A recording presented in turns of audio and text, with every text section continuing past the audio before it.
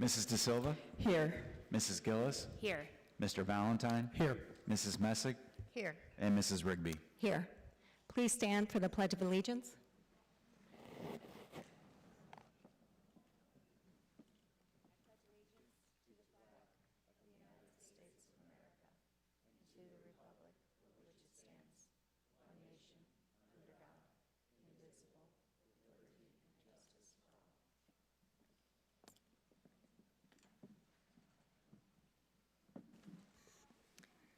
It's recommended to approve this evening's agenda as presented. Is there a motion? So moved. Moved by Mr. Valentine, second. Second. Second by Mrs. Gillis. Call the roll, please. Mr. Valentine, Yes. Mrs. Gillis, Yes. Mrs. De Silva, Yes. Mrs. Messick, Yes. and Mrs. Rigby. Yes. Motion passes 5-0. Public participation. First up, we have Ashley Benton.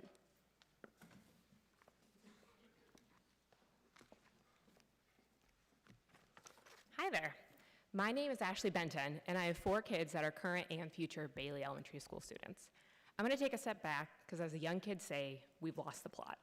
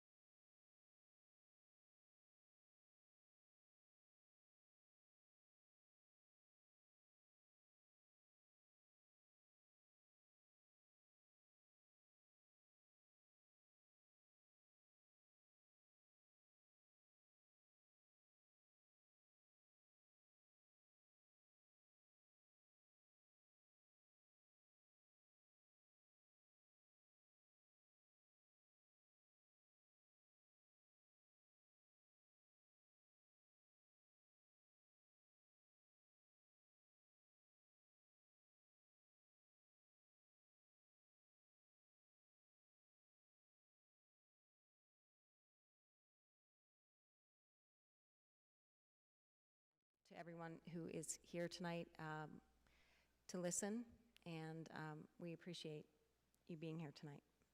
So I'm going to move on to the Board of Education Committee reports.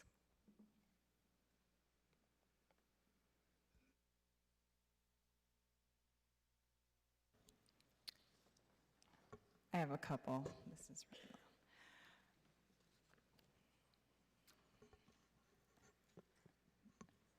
Just really quickly, the OSBA has a delegate debriefing that's happening currently. I will be watching that later on. If anyone has any questions about the changes in the legislative platform, you can see me at the conference, or prior to that, I'd be happy to go over some of the changes with you.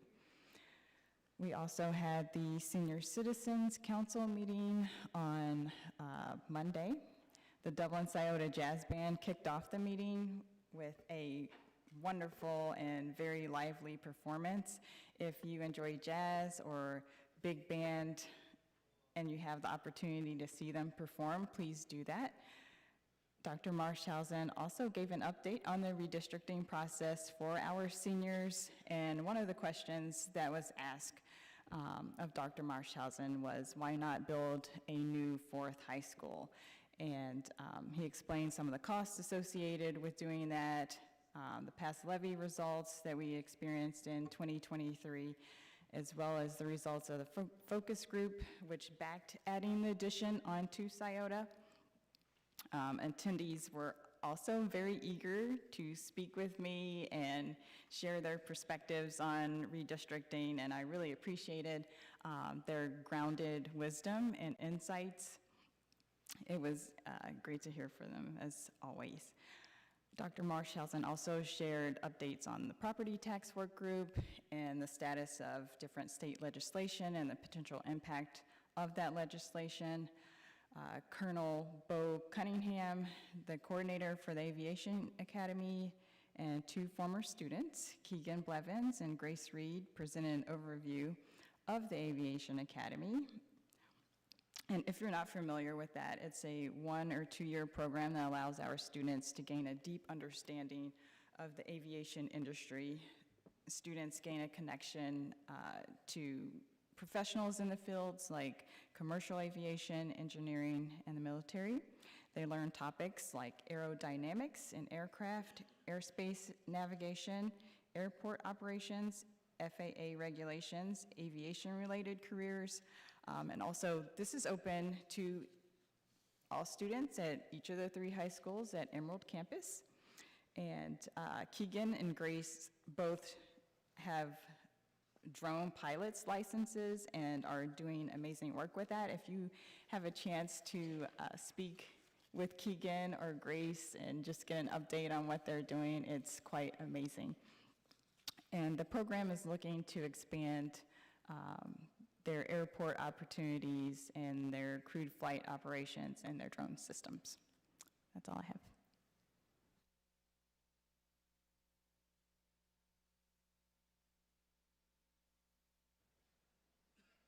Anybody else have any committee? Okay. I'll go ahead with Business Advisory Council update. We had a really, it was a great session. It was about the YPA, the Young Professionals Academy, within all of our Dublin High School, or I'm sorry, within Emerald Campus, that all of our Dublin High School students can partake in. So we talked, we heard from Mark Mousa, who is one of the leaders of the YPA at Emerald, and he talked about how to bridge the business partners that we have at the Business Advisory Council with Young Professionals Academy, as well as the co-op, which is available for all high school students at their home high schools. And that is a little bit of a different program because it's more trades-based, and it is attractive for kids who may not be thinking college is their next step, or may, that's not right in their immediate future, so it gives them access to trades. And again, that's available in their home high school. And then They also talked about the academies and the IB classes. And the goal was really to figure out how Dublin City Schools can partner with these businesses to bring the best opportunities to our students. So there were district needs. So what does the district need from the businesses? They need guest speakers from the businesses to talk about their experience and how a lot of times how they got to where they are isn't a linear progression. They did a lot of different things before they ended up where they are. And then the schools really need to reinforce the clear communication to businesses. They used to call it an internship, but internship implies that this is going to be a long, several month process, and it's going to be 5 days a week. And so with the change to what's called a mentorship, it gives an honest representation of what the students are looking for. They're looking for a couple days a week, a few hours at a time.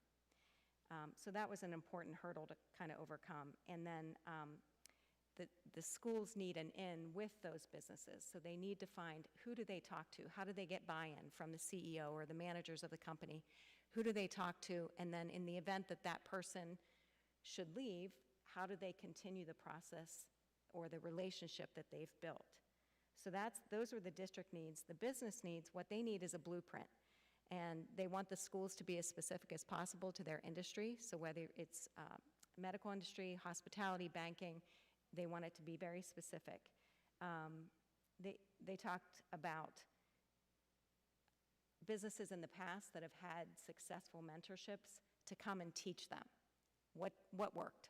What did you do well? How did you do it? How did you get these students the experiences they need? And what did we get out of it? What was our return on investment? And then they also talk about how to share our DCS success stories with businesses so we attract more businesses who want to take part in these mentorships. And then I thought this was the best part, because why it's great for our students is they learn how to write a resume. They learn how to, what is the student narrative? What's your story? What's your elevator pitch? How to make a LinkedIn account. So all of these things really serve them well as they're preparing to think about maybe college or what's next after college. They do a pre-survey, the students do, and then the company that they work for, they do a post-survey. So the students may have one opinion of what they excel at and what they need to work on, and the company may have a different one, and I think that's very enlightening for students to figure out what that is. They share their experiences in their mentorships with other students, so that's valuable too.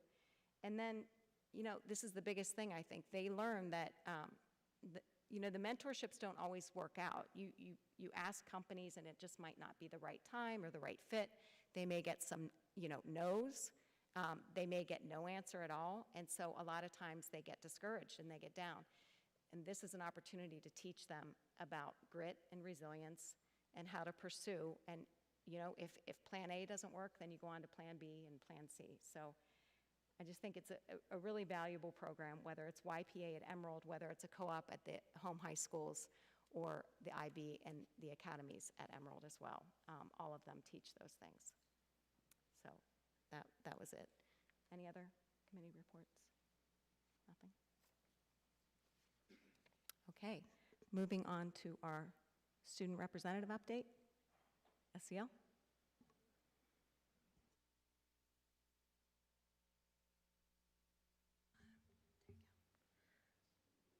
This is a lot more nerve-wracking than usual. Hi, parents. So, in just terms of just general updates, obviously everyone is so excited to not have school on November 4th.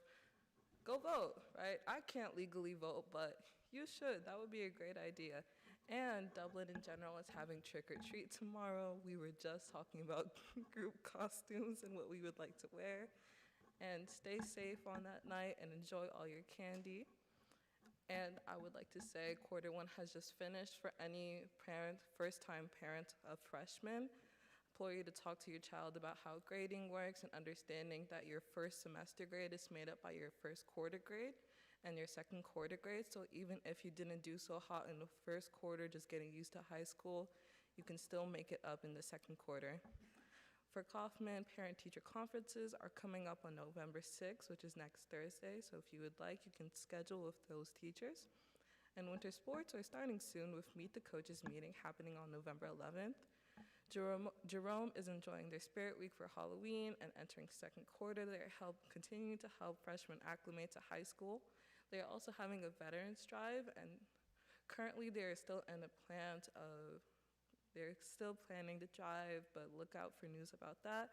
They're also celebrating 20 years this year. Congratulations to them. That's 2 decades. And when you make it sound like that, it sounds a lot better. It's National Custodian Day on the 2nd of November as well. Shout out my custodians here at Scioto and at Emerald Campus. Amazing, amazing people. And parent-teacher conferences, obviously, so many parents, and, you know, especially freshman parents, scary stuff. So Scioto also has its Purple Star Club, and they're preparing for the military story event that will be taking place on November 6th. The goal of the event is to celebrate veterans and their stories. Even if you don't have a Scioto student, I would implore you to go and join. It really is an amazing event, and honestly an honor. And if you go, I'm performing. Just a little plug in there, just in case you wanted to see that. It's not gonna be great, but it'll be there. Girls volleyball, Scioto, my home school, once again won districts and will compete against Kings Mill High School in the regional semifinal. Yeah. Once again, I love our girls volleyball team. They will be competing against Kings Mill High School in the regional semifinal. And actually, if you have a Scioto student, forms are sent out for the Spirit Bus, which is just a way for everyone to get together. The bus will take them to the center or the stadium and back, and that's just a way to hype up school spirit and really feel the pep. And at Emerald Campus this week, we hosted 2 exciting pathway events designed to help students and families explore real-world opportunities connected to the 4 E's. And if you don't know what those are enrollment, enlistment, employment, and entrepreneurship. These events had organizations from various fields, from post-secondary universities like Bowling Green State, and the FBI. Isn't that so cool? I want to talk to them. It was amazing. Anyways, stay warm. It's getting into November. That's all. Thank you. Thank you, Asil. Moving on to reports and action items from the superintendent's office. Dr. Marshausen. Thank you, Mrs. Rigby. As we look at and reflect on our redistricting process, I think it's important to start with why we pressed pause and why a pause was necessary. Press pause is part of our VBO. It's part of what we live each and every day, and with pressing pause comes take responsibility. The elementary and middle school process that we implemented to start the high school process has obviously not met the complexity that we need with our high school boundaries. So we follow our culture playbook and we follow our values, and we will adapt and adjust. As has been mentioned several times tonight, the goal is to get this right and not to just get this done.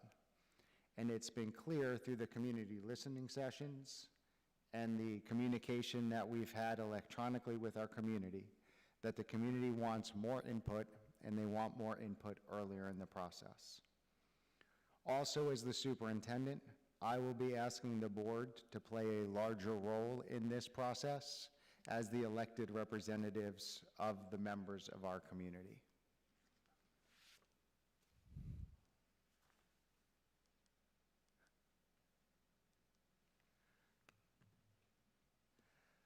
When we look at being stronger and look at being better, we look at alignment.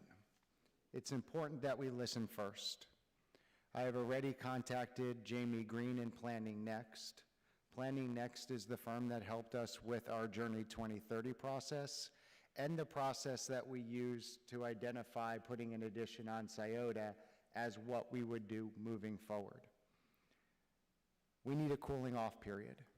We need some time for this to settle. And what we've discussed, and this will again be discussed with the new board in January, because we don't want to be unclear about the direction moving forward, is a series of focus groups in the spring. Those focus groups, if we look at the more than 20 groups we used in previous sessions, I would anticipate at least that many focus groups. Family members, staff, community leadership, representatives from all corners of our district. We want to be able to listen first. One of the things using an external consultant will allow us to do is that external consultant can then come to the Board of Education and share what it is our community values. The feedback from those focus groups can be used by the Board of Education to set the new criteria for the development of a new map. I will also be asking the board in January to review Policy 5120 for potential amendments to 5120, including but not limited to the board approving future redistricting, and that not solely being the responsibility of the superintendent. We make these steps to ensure that we are aligned and we understand the purpose and the direction. We do not want to be unclear at any point during the process moving forward. We want to make sure that the thoughts from the community, from our staff, are all part of things that the board and the administration hears as we set forth to create a new map for our community.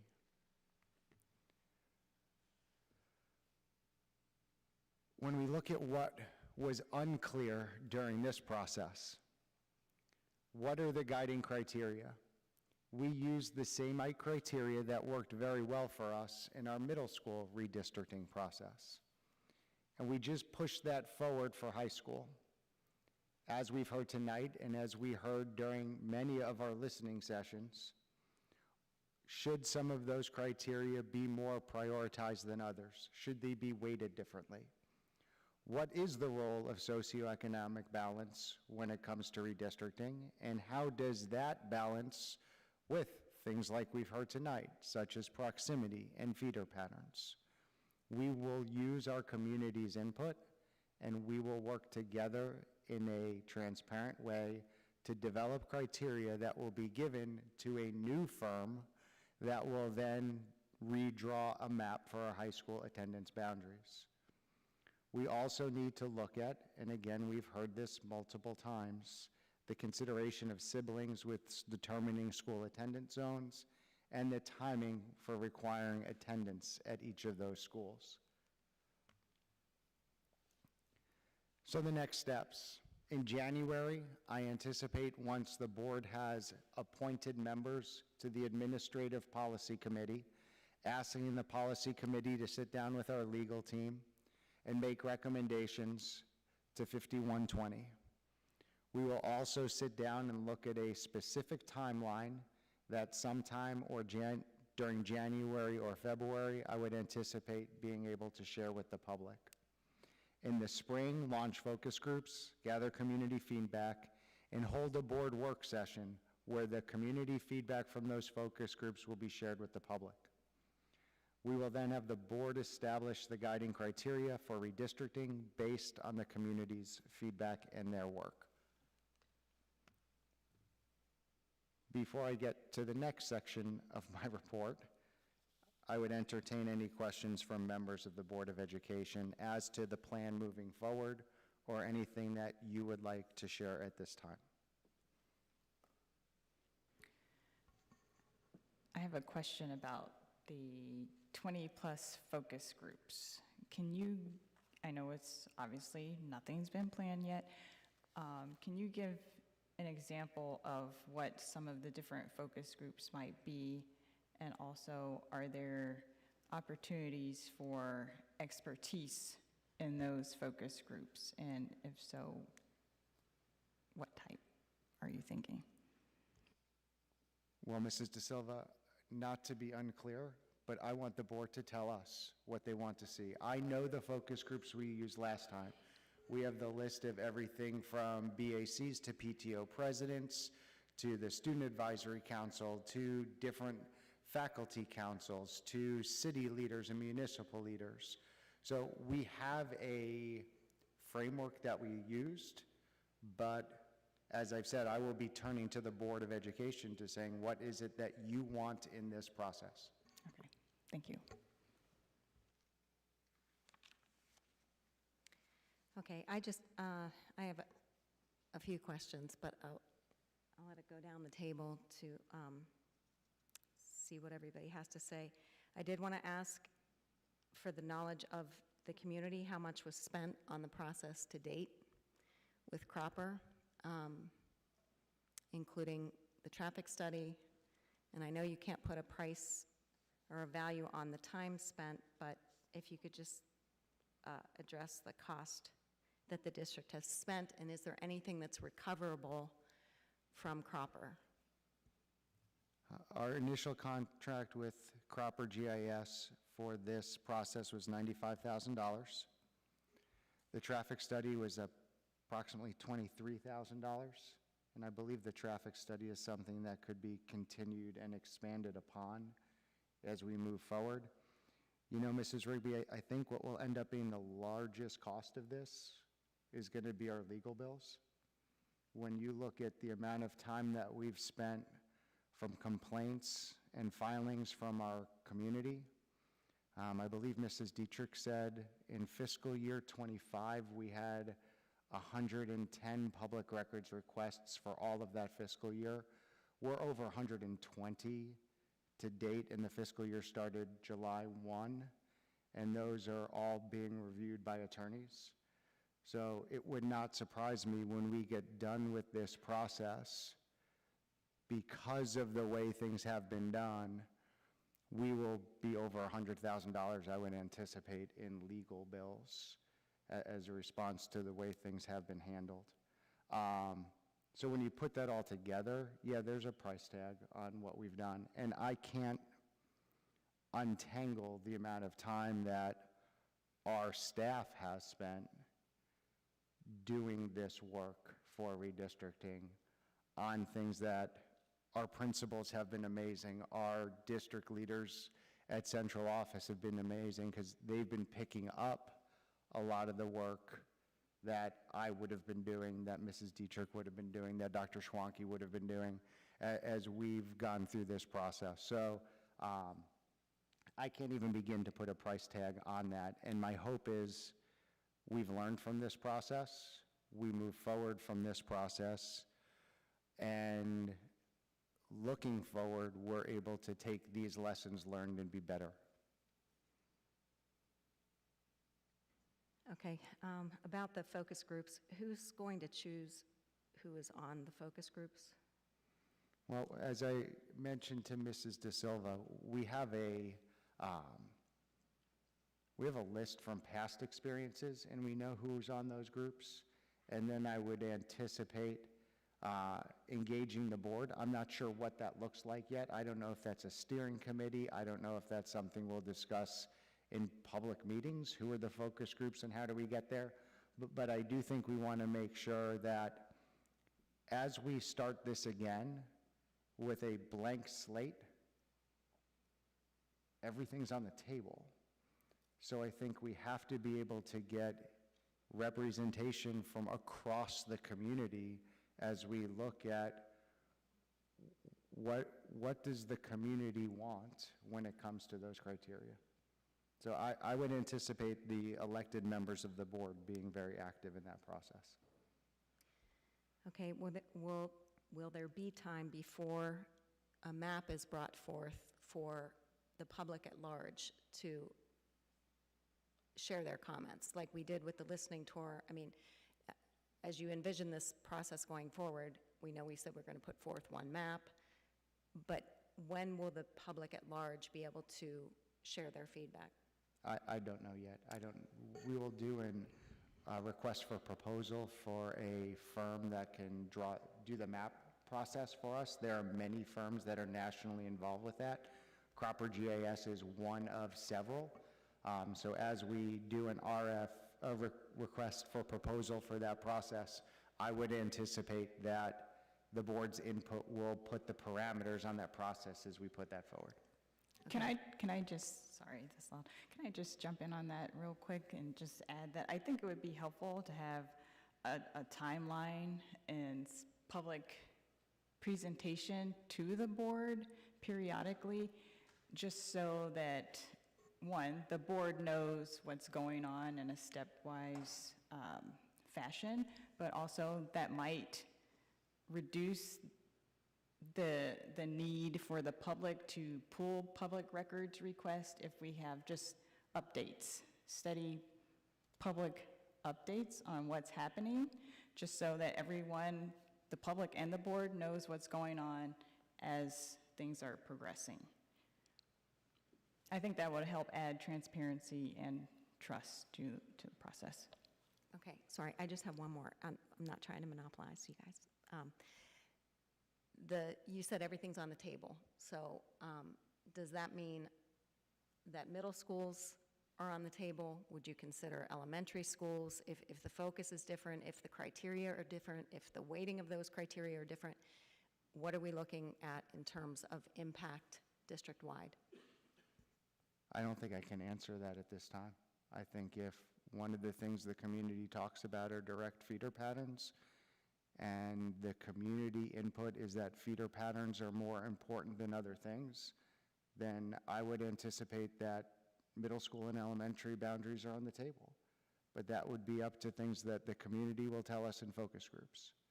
And what the community shares with us in focus groups will determine what the process, well, what the community shares with the board in focus groups, the board will have the opportunity to determine what's next in terms of steps.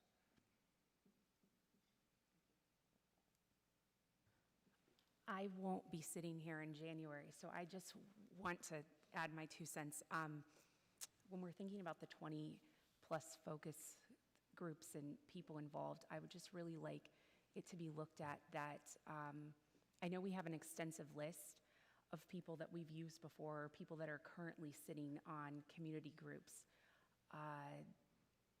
This process brought out very intelligent voices of people that we've never heard from before, and I would really like that we have a transparent process on how we are going to choose these groups and an open thought on who these people are going to be.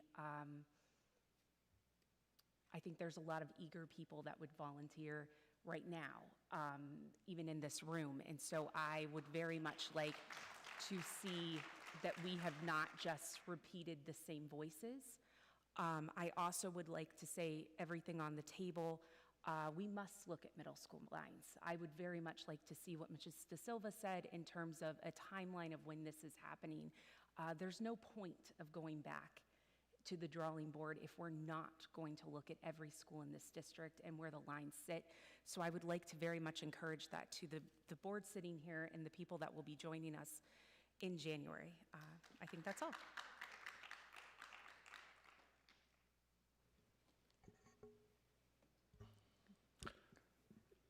Mrs. Rigby, you asked my most pertinent question, and that was related to what Mrs. Gillis just said. It's what I brought up last meeting. It's what I call the elephant in the room, and I still think it's going to be a very monumental decision for whatever 5 of us are going to be sitting up here in January. I think in the meantime, there's clearly a number of questions that we've all had, discussed, heard from members of the community. You could go through a laundry list here tonight, but to do that would probably be a waste of time without allowing this process to initially kick off in the form that Dr. Marshausen said.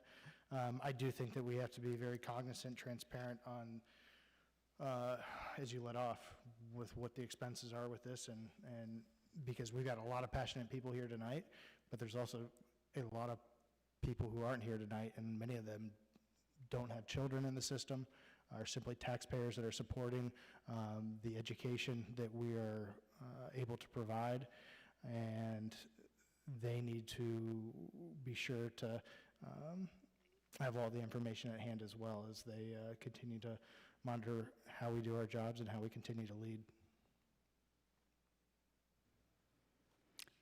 I just want to say something because I don't want this meeting to end without saying it. I just want to say that Scioto is an awesome and amazing school with amazing students who are scholars and athletes and musicians and artists, and we have amazing teachers who are masterful at growing students. And for me, this has never been about fixing Scioto or changing Scioto. This has always been about the process. And I feel like I've been having a different conversation than everybody else because it is about the process. The maps can only be as good as the process. And I know we've gotten flack from people saying, you know, but every time Dr. Marshausen brings up SES, there's crickets or what have you. That's because I've been asking questions that are focused on the process and assessing gaps in the process. I've asked, you know, for the traffic studies and the metrics to be shared. I don't think that is something that's outside of the role of a school board member or, you know, hijacking the process. That's part of the process. That's part of that governance and that oversight. And I feel like that is something that needs to be said. We need to be looking at these maps and the impact of each of these maps on the buildings. Never once have I said map 1 is better, map 3 is better. It's always been about the process. So I just wanted to put that out there because there's lots of stories going around, lots of misinformation floating around. People have said that board members leaked the maps and all kinds of stuff that I've seen. It's not really helpful to the process, and it's not helpful to our students to have that kind of negativity floating around. So I ask that for those of you who do want to partner with the district, I welcome that. Whether I'm sitting here as a board member in January or not, I welcome the collaboration and input and feedback, and I hope that everyone, when this restarts, approaches this from a collaborative mindset versus an us versus them mindset, because we all want to do what's best for the district and each building and our students.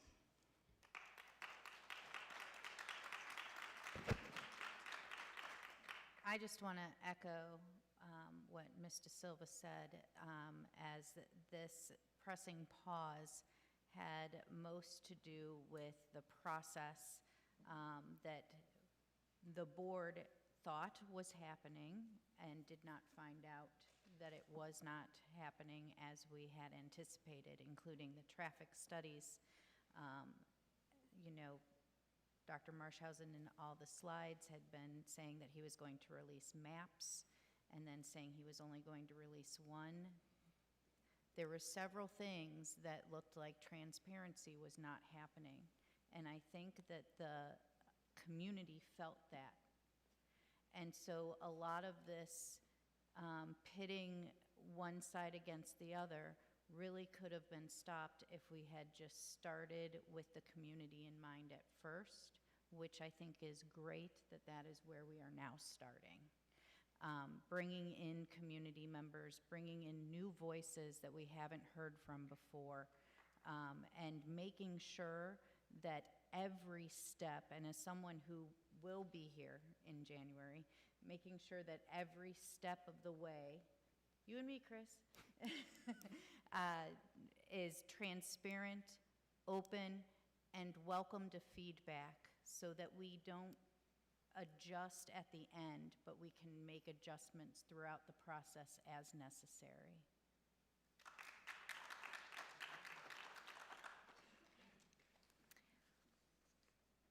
I think we have learned a lot. We're in a different place tonight than we were a week ago. But there are still fundamental things I think that we have to figure out as far as what is this process going to look like. And the one thing that I'm not sure I'm set on is what is the solution? I think that's a very difficult question to ask. And as it relates to free and reduced lunch, and that being a very considerable factor going forward, I hope that we are using data to say it makes a difference when you combine various needs students into a classroom. It makes a difference elevating both students or elevating all sides of student populations. I don't know that we've talked really about, is there concrete data to support that? Because it comes at the expense of other criteria. And I realize all of this may be different with a new set of criteria. But what I hear from the community, and having attended 2 out of 3 of the community input sessions, I still feel like the community's input is a real disconnect with what was identified through the internal planning team. And, those things are all important. They're all very important. And our job as a board is to make sure that those classrooms are equipped with everything they need to ensure the success of each student. That's our mission statement. So that is our responsibility, and I am fully confident that this board, the new board, will develop a process.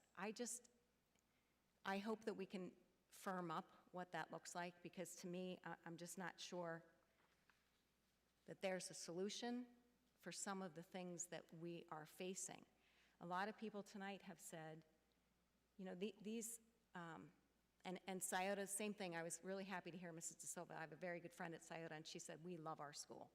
We are a tight-knit community. We love the culture of Scioto. We love the fact that Davis feeds into Scioto, and our kids get it. They get it, how their identity is in who they are and the culture, and that's determined by the principal and all the values they learn coming up from a single feeder. I think it's fantastic. But the pride she had in her school was amazing. So I'm not here to disparage Scioto in any way, but I think if we're going to address the free and reduced lunch piece, because I still won't say socioeconomics, because I'm not real sure what that means. In all of this process, it's never really been clearly identified. We keep going to free and reduced lunch because that's an objective measure. But how far back do we have to go? Is high school really the place where we're going to make a lasting impact for that student? I mean, what about middle school, and elementary school? Like, I look at this as a foundational issue. It's not just something that is occurring at high school. So, there's a lot more to consider, and like I said, I have confidence. I know that you all will commit to a process, and definitely we have learned we have very intelligent community members, and that front-loaded community input is going to be very, very important. So that's it. I don't think it was a question. It was really just more of a very long comment. I'm sorry, but. If there's nothing else about redistricting, I have one more piece to share. We have 2 more board meetings remaining in the 25 calendar year. On November 10th, we're going to shift that meeting back to Emerald Campus. I'd like to thank our College Board recognized winners for being so patient with us. We were supposed to be tonight at City Hall, and then we moved here, and then we moved them. So we will recognize those students at our next meeting on November 10th, and we thank them and their families for their patience. We will also recognize on November 10th both our girls and boys state championship golf teams from Jerome High School and our Golden Shamrock Award winners. Our final meeting of the year will be on December 8th. We will be appointing a president pro temp, setting the date for our organizational meeting, recognizing our outgoing board members and having Golden Shamrock winners there. In addition to all this, Mrs. Marple will be presenting first reading of course of study, and there are a lot of things that we have asked our team to kind of hold on as we went through this part of the redistricting process. And with this pause, you will see a flurry of activities from Mrs. Marple, from Mr. Stark, as we catch up on some of the other things that we didn't bring to the table tonight because we knew as a work session with a lot of conversation that this would be the focus tonight. So as we look at those 2 remaining meetings, those are both business meetings, and we'll have more business as usual as we have to catch up with some of our typical education and school district business at those meetings. I just want to say one more thing, not to belabor the point, but again, just to address some of the misinformation. Students at Scioto have access to IB courses, CCP courses, AP courses, just like Jerome and Kaufman, and also our students go to Emerald Campus as well. I've seen that floating around too. That is a myth that our students at Scioto do not participate in those.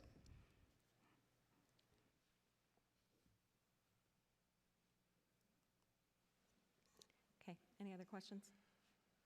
Okay, moving on to reports and action items from the Treasurer's Office. Mr. Kern. Thank you. I'm going to keep it short tonight. We just have a few items for approval this evening. We have some student activity purpose clauses. We have one transfer as we are closing out the Kaufman High School class of 2025, and you see the list of items to transfer there. Something that I shared in the board update for everyone here is how do we pick those groups once we're done with those classes and the expenses are done for those classes. The student leaders of those class groups, along with the advisor, work with the principal on how to divvy up any remaining funds after that. So usually you'll see, typically it's just the future classes, but Kaufman, they do like to spread it out a little bit here. So we do have one donation. This is Jerome Wrestling Club for purchase of coaches apparel, and I'll talk about that again real quick. Why do we do that? From an ethics standpoint, our coaches cannot accept compensation outside of what is provided by the district. Some people could see apparel, because some apparel is kind of nice, you know, some of those jackets or some things could be quite nice, so someone could see it as compensation.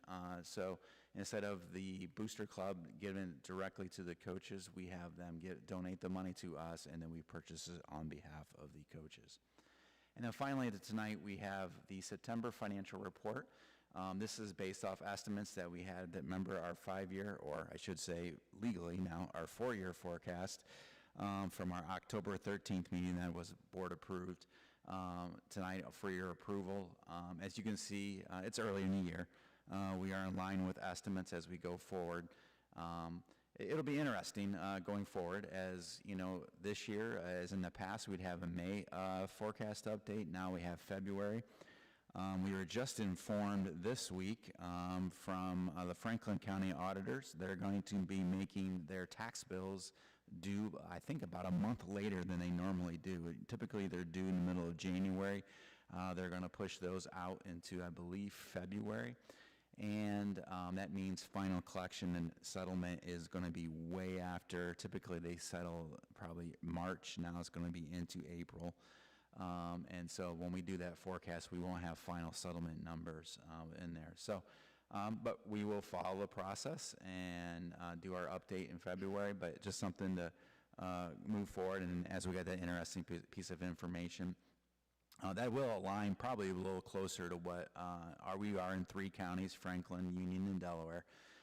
That will align with those counties and kind of when their final due dates are. And just a reminder, and everyone that pays property taxes, no matter where you live, whether it's in City of Dublin, Jerome Township, or part of our district that sits in the City of Columbus, we all pay the same tax rate and millage. So anyways, any questions for anybody this evening? Okay, if there are no questions, it's recommended by the treasurer that the board approve items 5B through 5D. Is there a motion? So moved. Moved by Mr. Valentine, a second. Second. Second by Mrs. De Silva. Call the roll, please. Mr. Valentine? Yes. Mrs. De Silva? Yes. Mrs. Gillis? Yes. Mrs. Messig? Yes. And Mrs. Rigby? Yes, motion passes 5-0. Reports from the Department of Academics and Student Learning, anything? I don't want to be unclear, but they have a lot to do at the next meeting, but we've asked them to hold off for this meeting, so Okay. they'll be ready. Okay, reports from the Department of Operations. Mr. Stark, nothing tonight. I know you have a big list for us next meeting. Yes, okay. So we'll move on to reports from Human Resources. Mr. Boney.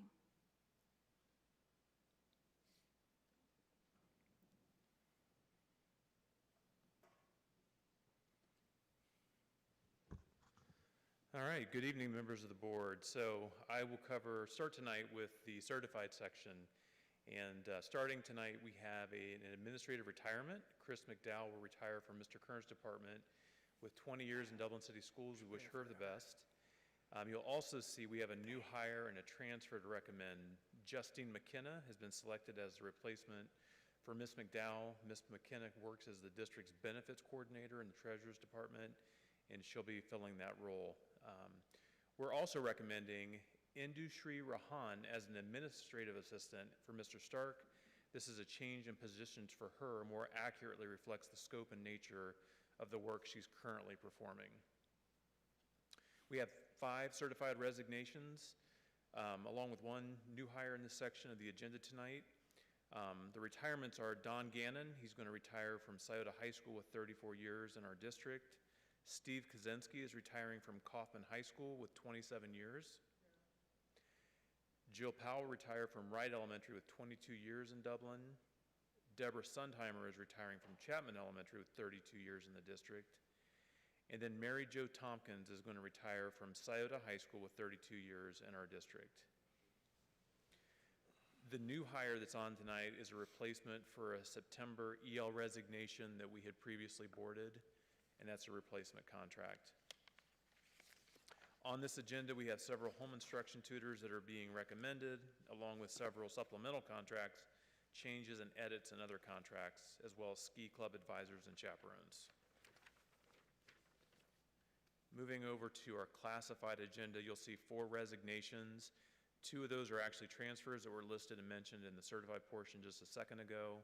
And then we have 10 new hires that are included and are being recommended for employment in our district as well. And that concludes the HR portion of tonight's agenda. Any questions from the board? Okay, if there are no questions, it's recommended by the superintendent that the board approve items 9A and 9B. Is there a motion? So moved. Moved by Mrs. Messick. Is there a second? Second. Second by Mrs. De Silva. Call the roll, please. Mrs. Messig? Yes. Mrs. De Silva? Yes. Mrs. Gillis? Mr. Valentine? Yes. And Mrs. Rigby? Yes, motion passes 5-0. Anything for future agenda items? Okay, if not, the board is going to move into executive session in accordance with Ohio Revised Code 121.22G1. The Dublin Board of Education will go into executive session to consider the employment of a public employee. Is there a motion? So moved. Moved by Mr. Valentine. Is there a second? Second. Second by Mrs. Messick. Call the roll, please. Mr. Valentine? Yes. Mrs. Messig? Yes. Mrs. De Silva? Yes. Mrs. Gillis? Yes. And Mrs. Rigby? Yes, motion passes 5-0. And just for those here, no further public action will be taken by the board at the conclusion of executive session. Thank you.